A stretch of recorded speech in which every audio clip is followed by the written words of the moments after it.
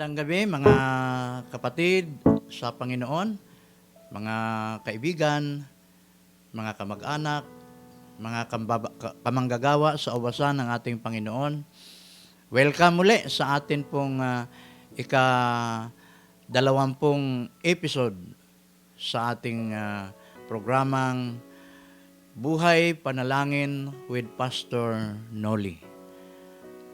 Palagi po nating pakatandaan na ang ating programang ito ay tumutugon doon sa pangangailangan ng tao, lalong-lalo na sa mga mananampalatayang Kristiyano, na kailangan natin ang isang malusog na kaugnayan sa Panginoon sa pamamagitan ng ating pakikipag-usap, at yan ay sa pananalangin at yung pagbabasa natin ng banal na kasulatan, at yan ay pakikinig sa tinig ng ating Panginoon.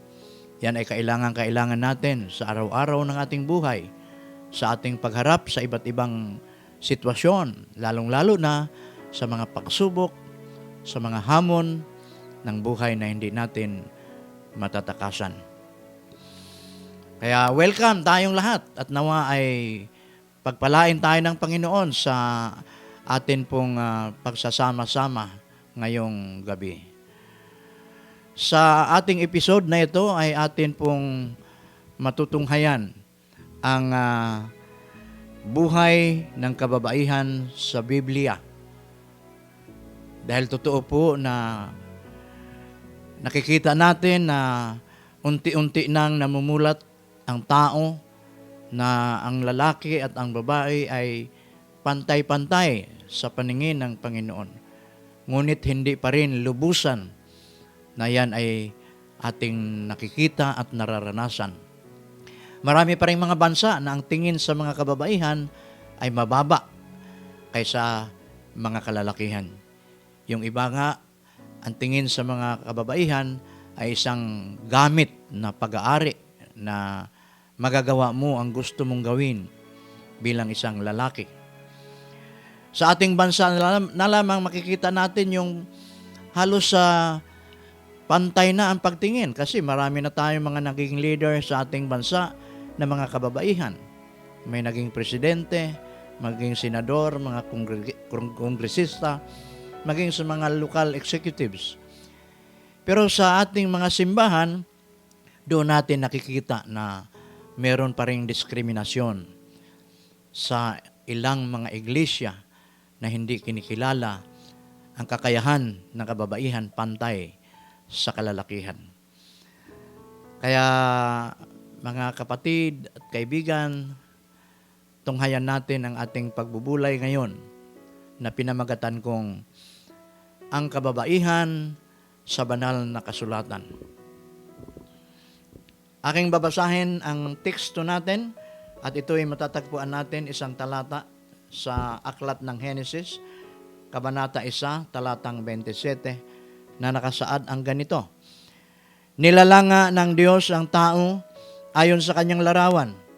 Sila'y kanyang nilalang na isang lalaki at isang babae. Purihin ang Panginoon.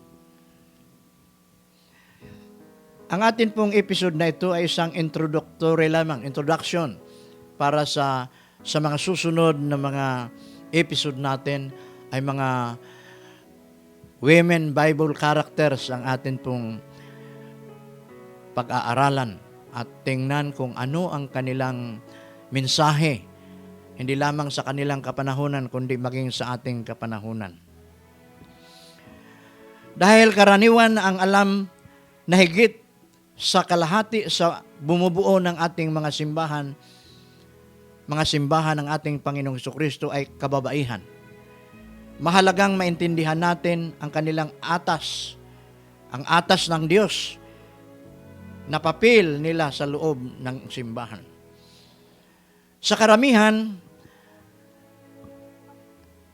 sa mga iglesia at sa mga ministeryo nito, tinitingnan ang mga kababaihan nila bilang mahalagang tagagawa, manggagawa na lagi nilang ginagampanan ang karamihan sa kabuuan ng ministeryo. Subalit hindi lahat ay nagkakasundo sa papel ng kababaihan.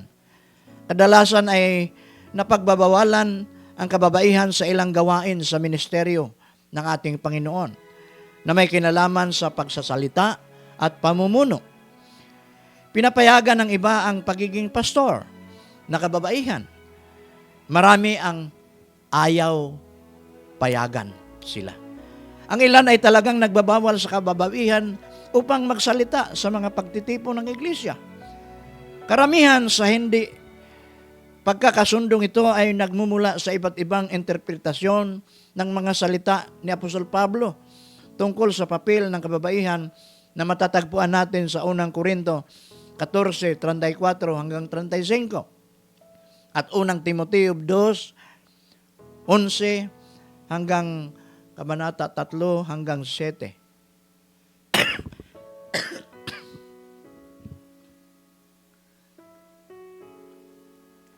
Ang mga pahayag na ito ang magiging focus ng ating pag-aaral, lalong-lalo na sa pagtatapos ng kabanata ng unang Timoteo, chapter 2. Sa ating pagsisimula, tunghayan natin ang ibinunyag ng Biblia tungkol sa kababaihan mula sa mga unang pahina nito.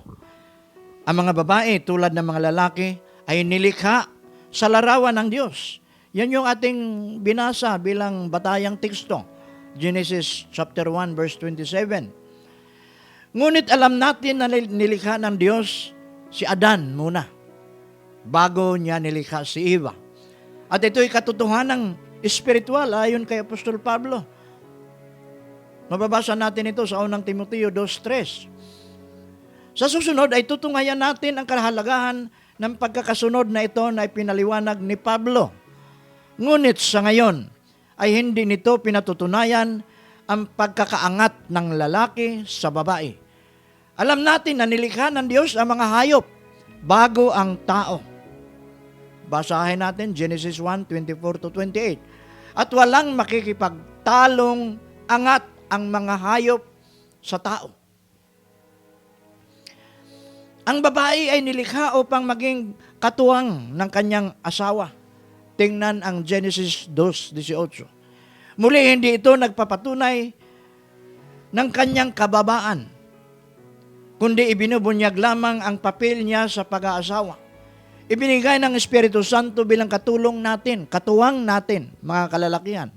Ngunit tunay na hindi siya nakakababa sa atin. At masasabing ang paglikha ng Diyos upang maging katulong ng kanyang asawa ay nagpapatunay na kailangan ng mga lalaki ang tulong. Tandaan po natin, kailangan ng mga lalaki ang tulong. Ang Diyos ang nagsabing hindi mabuti para sa lalaki ang nag-iisa. Genesis 2:18. Ang katotohanan yan ay napatunayan ng ilang ulit sa kasaysayan ng maiwan ang kalalakihan na walang asawang tutulong sa kanya.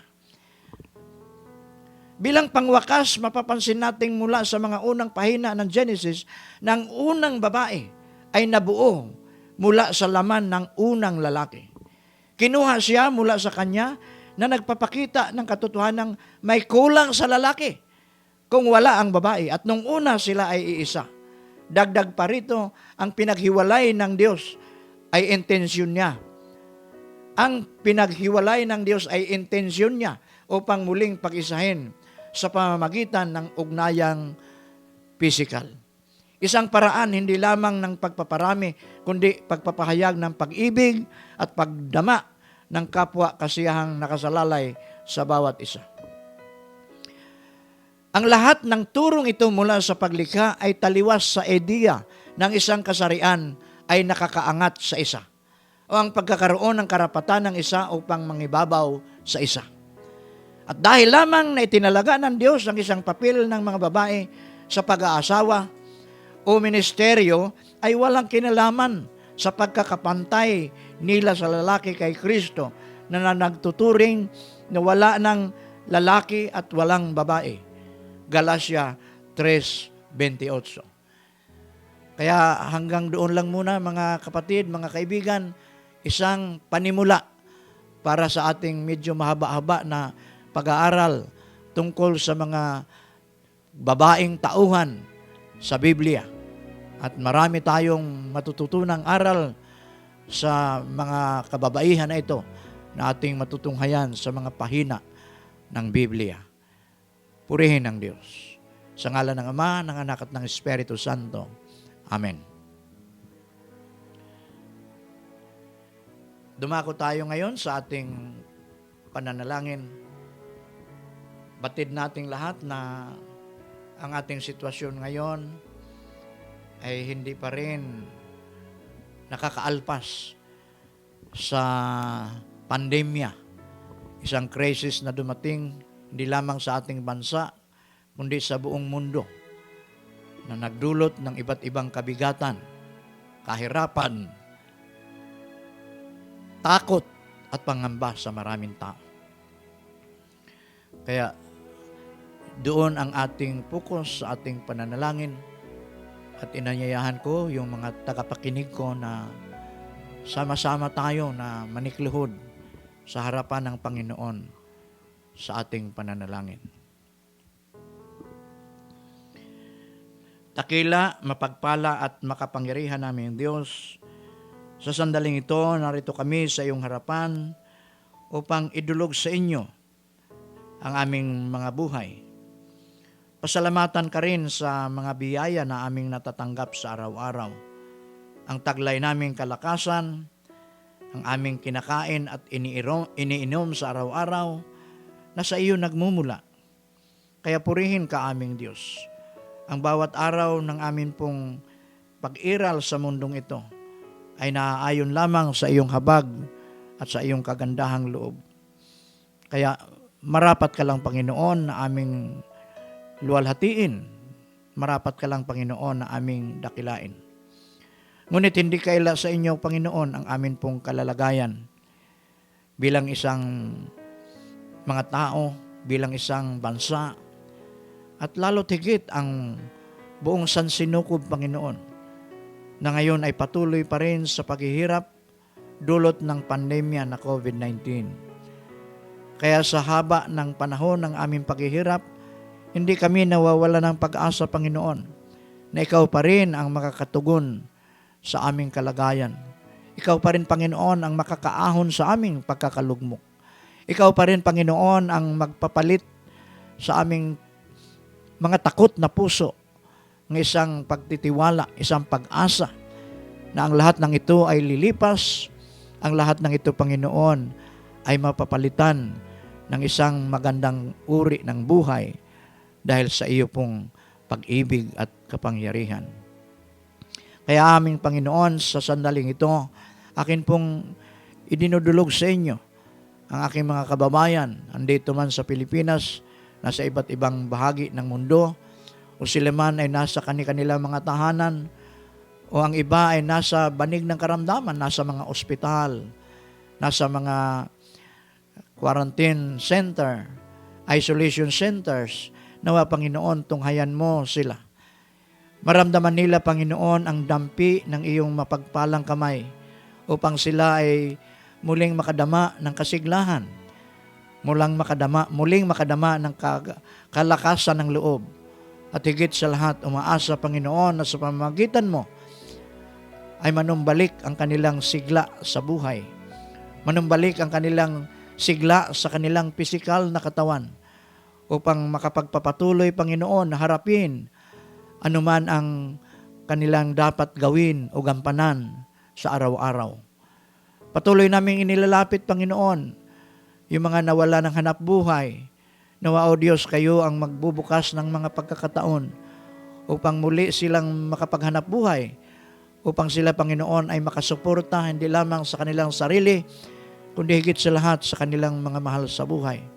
Ang mga nasa banig ng karamdaman, Panginoon, kami po ay nagsusumamo sa inyo. Naway abutin mo sila, Panginoon, ng iyong mapagpalang kamay at muling ibalik ang kanilang kalusugan. Tinataas namin sa iyo maging ang mga gamot na kanilang iniinom, ang mga pagsusuri na ginagawa ng mga doctors. Nawa, Panginoon, samahan pa ito ng iyong kapangyarihan upang tunay nga na magiging mabisang paraan ng pagpapanumbalik ng kanilang kalusugan. Ang mga nalulungkot, Panginoon, dahil sa paglisan, pagpanaw ng kanilang mga mahal sa buhay, Dalangin namin, Panginoon, na may katagpuin mo sila. Aliwin mo sila, Panginoon, sa panahon ng kanilang pagdadalamhati. At muli sila, Panginoon, bigyan ng kalakasan ng loob, katatagan, na habang kami ay nabubuhay, Panginoon, meron kaming dapat harapin, meron kaming dapat gampanan. Dahil ang katotohanan, ang kamatayan ay hindi katapusan ng aming buhay, kundi ito, O Diyos, ay panimula lamang sa isang mas higit na magandang buhay na iyo pong inihanda sa bawat isa sa amin. Kaya sa sandaling ito, Panginoon, maasa kami na kami po ay iyong narinig at hindi mo kami hahayaan na hindi makakatanggap ng iyong katugunan. Sapagkat ang lahat ng ito ay hinihiling namin sa ngalan ni Jesucristo na aming Panginoon. Amen. Pagkatapos ninyong marinig ang ating mensahe ngayon, at kung meron kayong mga katanungan, reflection kaya, kung nais iparating sa akin, kasama ang inyong mga kahilingan na ipapanalangin, maaari kayong mag-comment sa video na ito kung saan kayo nanonood o nakikinig. Maaari din kayong mag-send ng personal message sa ating Facebook page na Buhay Panalangin. Asahan ninyo, mga kapatid at kaibigan, na sa bawat episode ay aking bibigyang pansin ang inyong mga komento, lalo na ang inyong mga kahilingan na panalangin na isasama ko sa aking pananalangin. Upang lagi kayong updated sa bagong episode ng Buhay Panalangin tuwing Martes ng gabi, maaari po ninyong i-like ang ating FB page na Buhay Panalangin, mag-subscribe sa ating YouTube channel at sa Spotify na Buhay Panalangin. Thank you and God bless us all.